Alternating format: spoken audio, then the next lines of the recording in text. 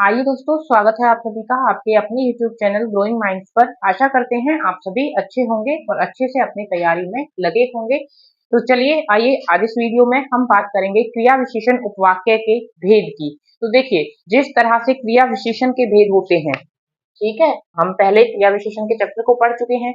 तो जिस तरह से उसके अंदर भेद होते हैं, क्रिया विशेषण उपवाक्य के भी वही भेद होते हैं। जैसे कि काल सूचक, स्थान सूचक, रीति सूचक, परिणाम सूचक और परिमाण सूचक शब्द या उपवाक्य। ठीक है, जब क्रिया विशेषण की बात होगी तो ये शब्द को बताएंगे। जब क्रिया विशेषण उपवाक्य की बात होगी तो ये कहीं ना कहीं उस उपवाक्य के साथ में जुड़े होंगे जो कि क्रिया की विशेषता बता रहा होगा, इनमें से किसी पर्टिकुलर एक चीज को लेकर। तो देखिए, सबसे पहले बात करेंगे काल सूचक की। इनकी डेफिनेशन देने की या इनका अर्थ समझाने का मुझे नहीं लगता कि कोई जरूरत है, क्योंकि हम क्रिया विशेषण में जब ये पढ़ चुके हैं तो हमको पता है। बाकी इनके नाम से भी बिल्कुल क्लियर रहता है, जैसे कि काल सूचक। अब काल सूचक मतलब काल क्या होता है? इंग्लिश में हम इसे टेंस कहते हैं। टेंस मतलब क्या हो गया? समय का सूचक हुआ ना। तो जिससे क्रिया के समय की जानकारी मिलेगी वो कौन से होंगे? काल सूचक। जिससे स्थान की जानकारी मिलेगी वो स्थान सूचक। रीति मतलब किस रीति से, किस विधि से कोई काम हो रहा है, वो कौन से होंगे? विधि सूचक होंगे। परिमाण मतलब क्वांटिटी दिखा रहा है या फिर मात्रा से रिलेटेड जब बात होगी तो वो परिमाण में आ जाएगा। और परिणाम सूचक या हेतु सूचक, हेतु जहां पे भी नाम आ जाए आप समझ जाइएगा कि वहां पे कंडीशनल वाक्यों की बात हो रही है, जिनमें एक क्रिया दूसरी क्रिया पर क्या करती है? निर्भर करती है। तो आइए काल सूचक को समझते हैं। देखिए, इनके पहचानने के तरीके हैं। कुछ शब्द हैं जो कि योजक चिन्ह हमने मिश्र वाक्य में पढ़े थे, तो उनमें से जो ये पर्टिकुलर योजक चिन्ह है वो इन अलग अलग क्रिया विशेषण उपवाक्यों के अंदर लगते हैं। किस तरह से? देखिए, काल सूचक के अंदर ज्यादातर ज्यों ही और जब शब्द का प्रयोग किया जाता है। जो काल सूचक क्रिया विशेषण उपवाक्य होगा उसके अंदर हमें क्या मिलेगा? ज्यों ही या जब शब्द से उसकी शुरुआत हमको मिलेगी। एग्जाम्पल देखते हैं यहीं के यहीं। जब मैं घर पहुंचा तब वर्षा हो रही थी। देखिए, जब मैं घर पहुंचा तब वर्षा हो रही थी, समय की बात हो रही है कि जिस समय मैं घर पहुंचा उस समय वर्षा हो रही थी। यही अर्थ निकलेगा इस वाक्य का। तो कौन सा वाक्य है जो या तो ज्यों ही से शुरू हो रहा हो या फिर जब से? ये वाक्य है, इजीली विजिबल होगा, क्लियरली बिल्कुल। तो यही वाक्य हमारा क्या होगा? क्रिया विशेषण उपवाक्य होगा। और आप ये जानते हैं कि ये भेद किसमें है? आश्रित उपवाक्यों के भेद है। तो प्रधान वाक्य ये हो, उपवाक्य ये होगा और आश्रित उपवाक्य ये होगा। आश्रित उपवाक्य में भी ये कौन सा होगा? क्रिया विशेषण उपवाक्य होगा। क्रिया विशेषण उपवाक्य के अंदर भी ये कौन सा होगा? काल सूचक क्रिया विशेषण उपवाक्य होगा। नेक्स्ट एग्जाम्पल देखते हैं। मैं तब ही चला जाऊंगा जब मेरा मन करेगा। तो मैं तब ही चला जाऊंगा, मैं उसी समय चला जाऊंगा जिस समय मेरा मन करेगा। यही अर्थ निकलेगा। जब से शुरू हो रहा है, ये वाक्य कौन सा होगा? क्रिया विशेषण उपवाक्य का होगा। आगे देखिए, जब आंधी चल रही थी तब वह बाजार में था। तो जिस वक्त आंधी चल रही थी, जिस समय आंधी चल रही थी, वह बाजार में था।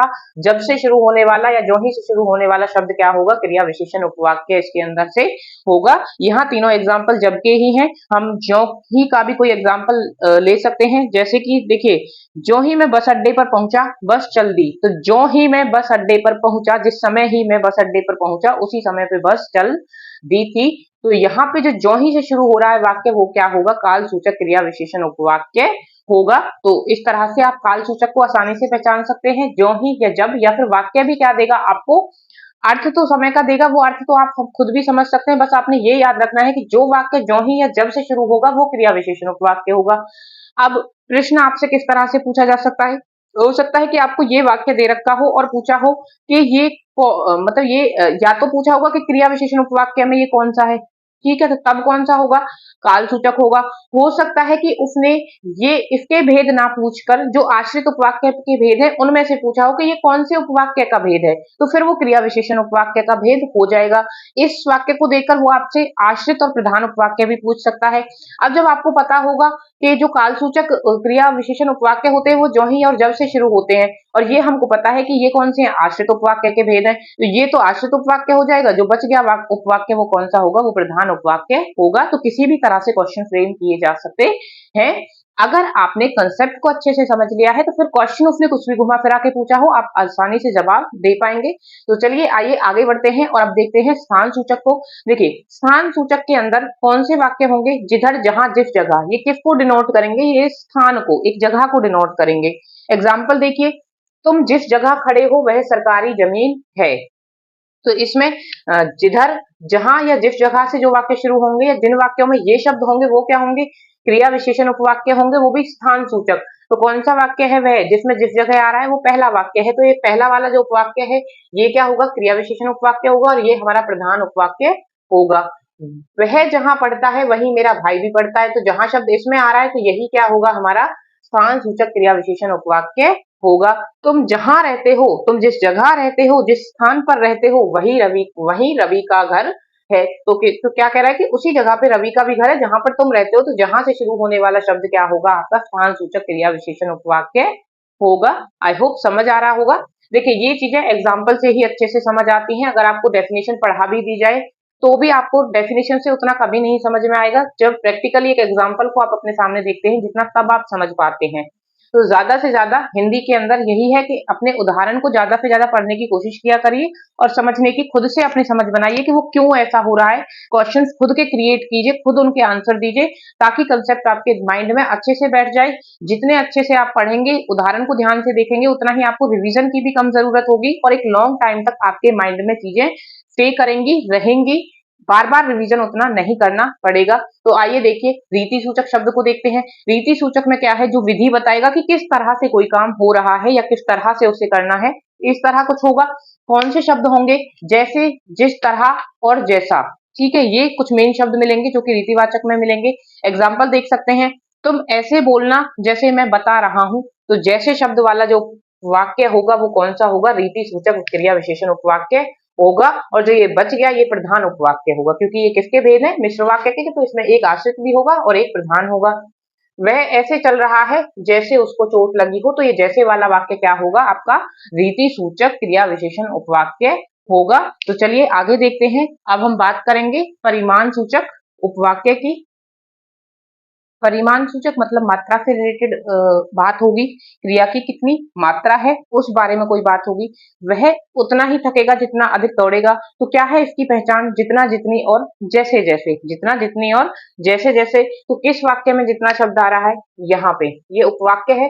यही उपवाक्य हमारा क्या होगा, परिमाण सूचक क्रिया विशेषण उपवाक्य होगा। तुम जितना पढ़ोगे, तुम जितना पढ़ोगे उतना ही लाभ होगा।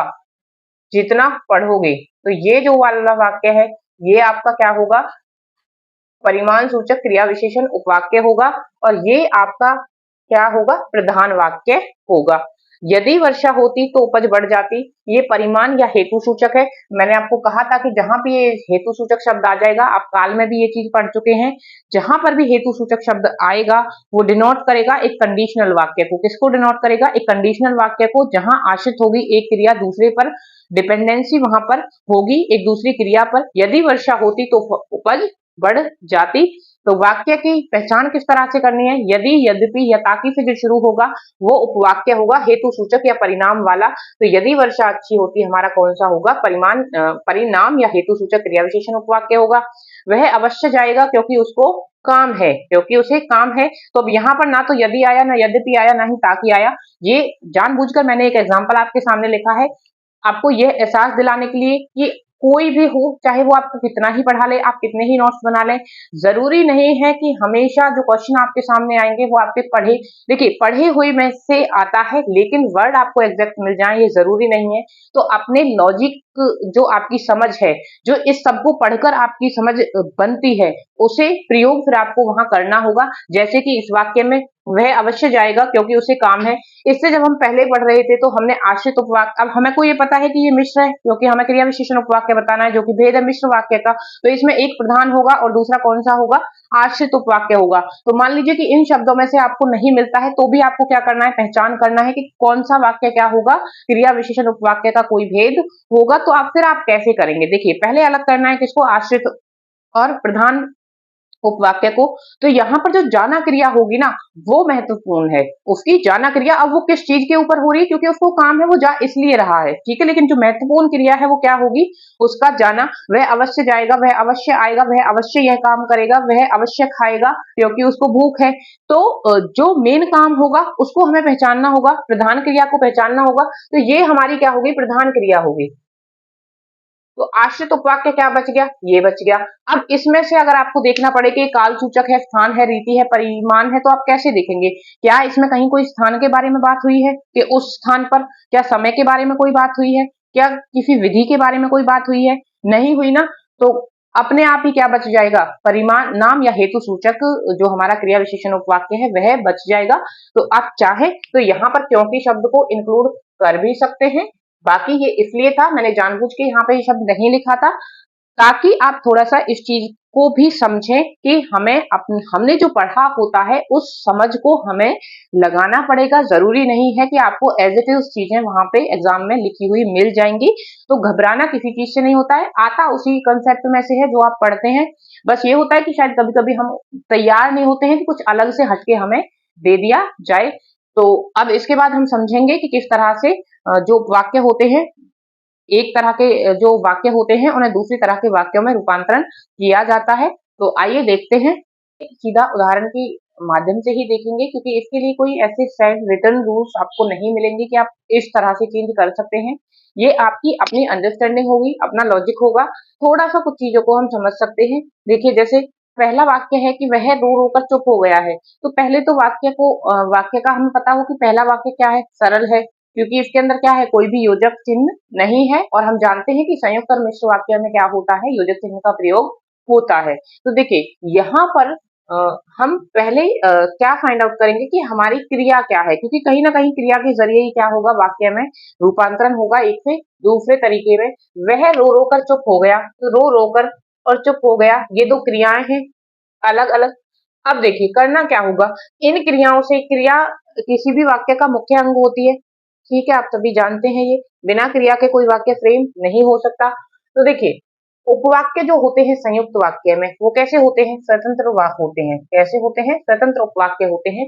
तो हमें इन दोनों क्रियाओं से दो उपवाक्य बनाने होंगे जो अपने आप में क्या होंगे, स्वतंत्र उपवाक्य होंगे और उन दोनों को जोड़ना होगा किसी योजक के साथ में। और ये योजक कौन से वाले होंगे, जो कि संयुक्त वाक्यों में प्रयोग किए जाते हैं। वह रो रो कर चुप हो गया, तो वह चुप हो गया एक वाक्य है, और वह रो रो कर को हमें क्या करना पड़ेगा, कुछ थोड़ा बहुत इसमें चेंज आएगा क्योंकि हम ये भी पढ़ चुके हैं कि जब सरल वाक्य में दो क्रियाएं होती हैं तो उनमें से एक मुख्य क्रिया होती है जिसका किसी दूसरे वाक्य में रूपांतरण करने पर भी बदलाव उसके अंदर नहीं होता है और एक में थोड़ा सा कोई ना कोई बदलाव हो जाता है उसके रूप में। तो वो हमारी कौन सी होती है, सहायक कह लीजिए या पूरक क्रियाएं कह लीजिए, वो क्रियाएं होती हैं। तो वह रोता रहा और चुप हो गया, वह रोता रहा और चुप हो गया। देखिए यहाँ जो रो रो कर है उसमें क्या हुआ, थोड़ा सा बदलाव हुआ, तो ये हमारी सहायक और पूरक क्रिया हुई और चुप हो गया क्या हुई, हमारी मेन क्रिया है, जो यहाँ भी बिल्कुल ऐसे ही शब्दों में थी और यहाँ पे भी बिल्कुल ऐसे ही आई हुई है। तो इस तरह से आप एक प्रकार के वाक्य को चेंज कर पाएंगे दूसरी तरह में। नेक्स्ट उदाहरण आप खुद से करेंगे, थोड़ा सा इसके अंदर हिंट ले लेते हैं। उसने घर आकर भोजन बनाया, क्रिया इसके अंदर क्या होंगी, इसके अंदर भी क्या है, दो ही क्रिया है, एक घर आकर और एक भोजन बनाना, ठीक है, दो क्रिया है। इन दो क्रियाओं से दो स्वतंत्र वाक्य बनाने होंगे और उन्हें किसी योजक के साथ में जोड़ना होगा। सरल से अब मिश्र में देखते हैं। मोहन ने मुझे जल्दी भोजन करने को कहा, मोहन ने कहा कि मुझे जल्दी भोजन करना है। मोहन क्या कह रहा है, मुझे जल्दी भोजन करने के लिए कह रहा है। क्या करना होगा, कोई ना कोई योजक हमें प्रयोग करना होगा, उस तरह से वाक्य को बनाना होगा। और कैसा योजक, जो कि मिश्र वाक्यों में प्रयोग किए जाते हैं, ठीक है। तो किस तरह से ये बदला जाएगा, मोहन ने कहा कि मुझे जल्दी भोजन करना है। तो ये की क्या है, यहाँ पर एक योजक है जिसने कि वाक्य को क्या बना दिया है, मिश्र वाक्य बना दिया है। नेक्स्ट वाक्य आप खुद से देखेंगे। मैंने एक दुबला पतला व्यक्ति देखा, तो मैंने क्या देखा, एक व्यक्ति देखा। कैसा था वो, दुबला पतला था। तो कुछ इस तरह से आप वाक्य बना बनाकर देखेंगे और बहुत जल्दी ही आप अपना वाक्य बना भी लेंगे, क्योंकि हिंदी हमारी मदर टंग होती है तो उसके वाक्य इतना हमारे लिए कठिन नहीं होता है एक से दूसरे में चेंज करना। आप जब कुछ वाक्यों को प्रैक्टिस कर लेंगे तो आपको ये इजीली आ जाएगा कि कहाँ क्या शब्द लगेगा, किस तरह से बदलाव होगा, कौन सी क्रिया में बदलाव होगा, वो आप आसानी से कर पाएंगे। लेकिन ये डिपेंड आपके खुद के लॉजिक पर ही करेगा, ये सिर्फ हम थोड़ा सा इसको समझ सकते हैं कि किस तरह से चेंज होते हैं, ठीक है, करना आपने खुद ही है।